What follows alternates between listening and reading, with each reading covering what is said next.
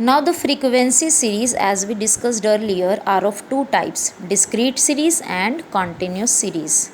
Discrete series is also known as frequency array series, and continuous series is also known as frequency distribution series.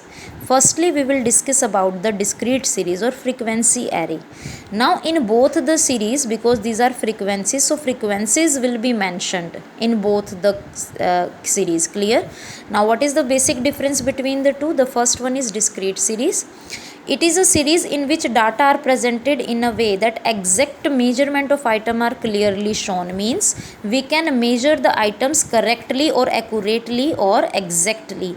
Like for example, 10, it is a marks of the students which is given in the class. Now 10 marks are obtained by 5 students, so 5 is the frequency for marks 10. 10 can be measured exactly. We will not have any guess that how many students are getting 10. We know very well that 5 students are getting 10. Clear? A particular item in the series is numbered rather than measured with some range.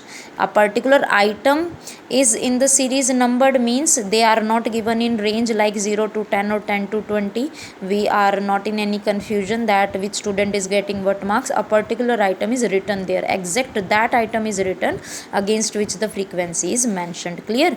There are no class interval in such series, no grouping data is given here. Clear? There is an example given to you about the discrete series. Like here, 20 students of class 11th have secured the following marks. These are the marks of 20 students. Now this is a raw data. Now you have to present it in the form of frequency array or discrete series. How would you do that? Firstly, you will write down the marks here, because you have to show the marks, and then you have to make the tally bars, and then you have to state the frequency. Clear? How will you do that? Firstly, you will look to the raw data and will choose the smallest and largest value.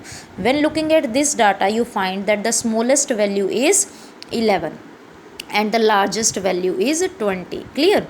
Now from 11 to 20, how many items you are here? You have 11, you have 12, you have 14, then you have 16, then you have 17, then 18, and then 20. Clear? These all are the marks here. Nothing no else item is given over here. Clear? Now we will start counting that how many times 11 is repeating itself. Here 11 is coming for 3 times, so first bar for first one time, second bar for second time, and third bar for third time. So 11 is coming for 3 times, therefore 3 bars, and by counting these bars we'll write down the frequency here. 3 means 11 is repeating itself for 3 times. It means there are 3 students in the class who are getting 11 marks. Clear? Similarly for 12, 12 is got by only one student, so there is one tally bar and one is the frequency.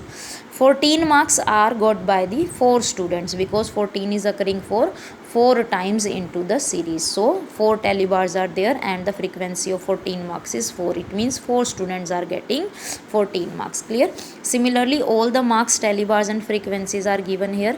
Now this series is a discrete series where separate and exact measurement of marking can be shown with their corresponding frequency, that how many students getting what marks. Clear? These are the exact measurement. No range is given here like 0 to 20, 0 to 10 or 0 to 5. Range is not given here, exact measurement is given here. Clear? So when the items are given in the exact measurement with their frequencies, that series is known as a discrete series.